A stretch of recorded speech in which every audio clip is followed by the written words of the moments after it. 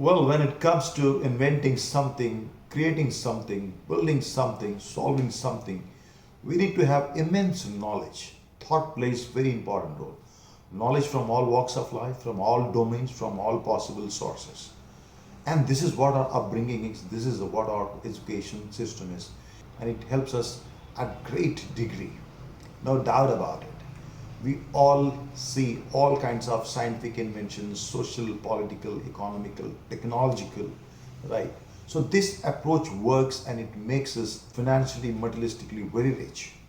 But, but, but, when it comes to knowing yourself or realizing truth, or maybe you call self-illumination or enlightenment, whatever you call it, this approach, this very approach of accumulating, assimilating, compiling doesn't work, and we miserably fail. We fail very, very miserably. In fact, many times, despite of having great experience, great education qualifications, great degree of knowledge, you sound like an encyclopedia, and many times even a whole lifetime falls short to know yourself. Why? Because when it comes to knowing self, you need to understand, we need to understand what we mean by self. It is not actually knowing self, it's being self. That self which is free from all kinds of conditionings, whatever you think you are as biological entity, neurobiological, social identity, you are definitely that. But behind all those things, you are something else. That very pure existence, for example, clouds, the floating different kinds of clouds, maybe the dark clouds, the white clouds, and the sky. We are definitely the clouds, but emanating, arising, originating from the very sky. Sky is all pervading. It's that presence, divine presence, in which you will see the dance of clouds. The problem is we get identified as cloud and we forget being the sky. Therefore, we struggle, we are in pain, we suffer.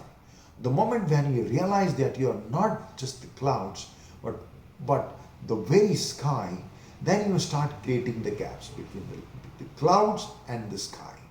Clouds and the sky. Only then you'll be able to see yourself as cloud and many other clouds, many other different living forms very clearly. For example, mirror. Even when you see yourself very clearly, you need to have certain gap from the mirror. It will stand at certain distance so that you can see your face very clearly. If you go closer and coincide with the mirror, you get blinded. You won't be able to see yourself. So this detachment, emotional detachment, whatever you call, free from the conditioning, you need to see things as they are. From the top of the mountain, you have wide area, 360 degree, and you can see things very clearly. But when you are coinciding with the ground, then you won't be able to see things very clearly. कहते हैं ना, ढूंढता था मैं इन निगाहों से जिसे मालूम न था कि वो निगाहों में ही निहान है. Nihan means hidden, very much over there. For example, deer, hiran jo hai, deer, which wanders from place to place, and it gets so tired in search of the very essence of musk, the fragrance of musk. It gets smitten by that fragrance, and it thinks that it's outside, but as we all know, it's inside, it's within him, right? So the whole idea is basically to turn in sense, knowing the source, knowing the genesis, being that, beingness. So in nature we see everything has its own role, but they don't get stagnated, right? Even when it comes to an analogy of clouds, they hold water when it is required. When they hold water, when season comes, they carry water and they rain and they are dissolved. They don't get stagnated by not allowing rainfall, and they get hung there in the sky. This is the difference between natural things. This is the difference between nature and human beings. We human beings, emotionally, we get attached and we start deriving pleasure out of it, and we unnecessarily hold on those things, and actually it starts stinking, it gets stagnated. That's what. So we need to learn to let go. If it's our role to do something, just do our role without any expectations and move on. Even when it comes to love, you express your love, you be in love at all times without expecting whether the person loves you or not. What you do is your karma, what the other people do is their karma. When it comes to professional skills, definitely we talk about personality and the personality development. But when it comes to knowing that very essence of yourself, who you are, it's not about developing personality but dissolving personality. It's moving from so-called self to no self, that no self being all-pervading energy. Now, what are the benefits of being that essence, being that very sky, being that pure observation, not the observer as conditioned observer, and not which is observed, that images which he is projecting.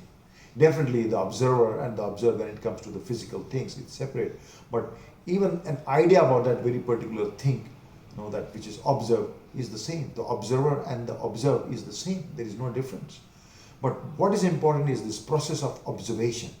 When this process of pure observation is there, the first benefit is you are here and now. कहते हैं ना, अब मैं ही रब है और रब में ही सब है. Here and now. So what is the benefit of being here and now? You will see that only the person who is present 100% in the present can present the best present, because he is able to or she is able to observe things as they are without any emotional baggage, right? Is when it comes to your intellectual, you will be able to see things as they are, so you can do the proper analysis. When it comes to emotions, you'll be free from the emotions, so you won't be able to see through any biases or prejudices when it comes to your social identity, your caste, religion, nationality. You'll see things as they are, so you'll be in compassion towards all at all times. And when it comes to your physical intelligence, you know that body has its own intelligence to heal self, to heal itself, so it's hijacked by the thoughts, by the fear and different kinds of phobia, because of the survival, fear of the survival, dignified survival. So when you free your body from your thought, from your fears, then it can heal it itself and its own intelligence to be functioning at its best optimal level. Definitely. So there are many benefits. So thank you very much for being over there. Thank you very much. So ladies and gentlemen, boys and girls, I have enumerated bulleted points. What are the benefits of understanding this construct? Not construct or not concept, this is the fact of life, truth of life, that the observer and the observed is the same.